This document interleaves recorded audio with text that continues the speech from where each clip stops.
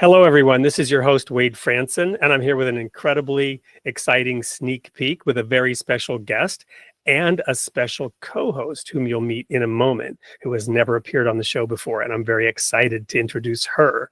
But first, Molly Engelhart, who founded the Sovereign Ranch after God led her from California to Texas. Her journey is an amazing one, and we're going to talk about dressing and keeping the garden and also building spiritual communities. Welcome to the studio, Molly. Such an honor. I'm excited to talk about my favorite things to talk about: spiritual growth, God, and soil. That's I'm kind of a geek in those areas, so I'm so happy to talk about all of it. I'm Angela Franson, Wade Franson's wife, and happy to be here with Molly, and just excited to meet you, Molly, as I'm really inspired by your work and what you're doing in Texas with your Sovereign Garden. Sovereignty Ranch. It's called Sovereignty Ranch. I love what you're doing. I'm really inspired by it, as we want to be part, I guess, of the solution. I want to be part of the solution of what's happening in the world around us. And I feel like what you're doing is part of the solution. And I'm really inspired and want to be part of this mission.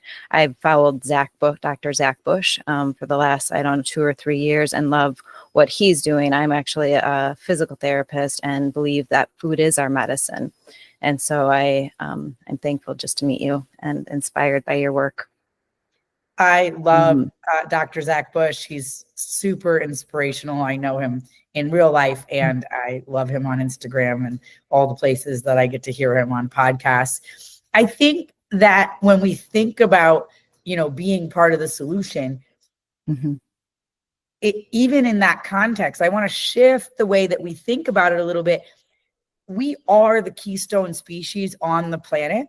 It is our job to have dominion. It is our job to care for the garden, as he was saying, and so when we start to see ourselves as outside of or separate from the earth, separate from God, separate from creation, separate from nature, is when we think we have to be part of the solution. But if we can just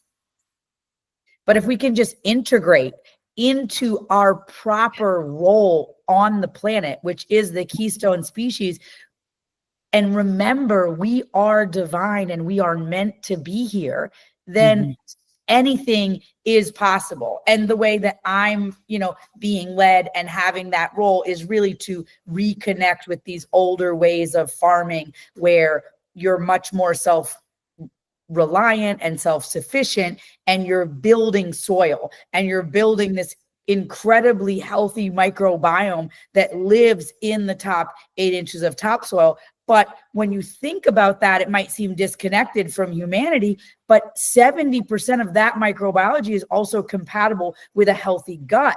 And so when we think about all of the sickness that's going on the planet, it's not just that food is thy medicine. It is literally that soil is our medicine. We are designed by God to eat of the soil. So when we eat a vegetable that comes from a local farmer, or we grew it ourselves, it has all this microbiology. And if we think back to our grandmothers or our great grandmothers taking a head of cabbage and rinsing it and turning it into sauerkraut, that microbiology was then replenishing the microbiology in ourselves. But right now we eat of a sterile system and we are becoming sterile.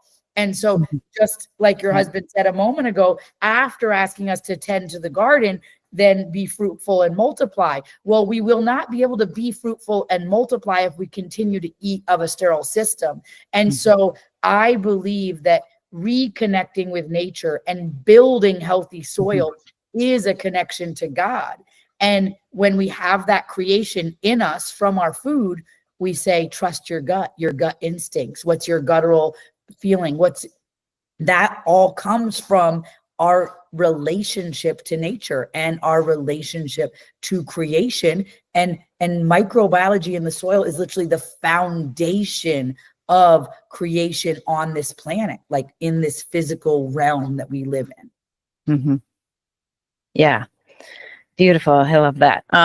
So what was your inspiration for starting the the regenerative farming? What I had was- restaurants in Los Angeles, and I thought I had vegan restaurants, and I thought that veganism was the way, and I thought I was doing the right thing, and I drove a hybrid, and I drank my oat milk latte, and I brought my grocery store bags, my reusable bags to the grocery store, and my whole world got turned upside down listening to Graham Sate's TED Talk about carbon cycling, and that carbon is not a problem, and that soil is the answer, soil is the solution, and that food waste should not be turning to methane in our landfills, but it should be turning back to soil. And I thought, oh my goodness, I have these vegan restaurants and I'm creating so much garbage, so much methane. So I went to every guest in the restaurant and was like, you should buy a restaurant. I mean, you should buy a farm so I could bring all my compost there and we'll make soil. It's going to be awesome. It would be like the Clippers coach, or it would be like a celebrity. And they would just look at me. Oh. So one day I realized I'm the one I've been waiting for. I have to buy a farm. And so me and my husband found somebody that would do owner finance, and we started farming in California some years ago in 2018. And we brought our soil organic matter all the way from 0.01% to 20%. We brought all the food waste from our restaurants, and we really just got super inspired about soil health and the bureaucracy, the policies around COVID, and all of the bad management of California really destroyed these businesses that we had that were worth 20-something million dollars. And now we're starting over in Texas. And I didn't imagine that was the path that God had me on, but here I am out on the skinny branches asking for guidance every day. Awesome.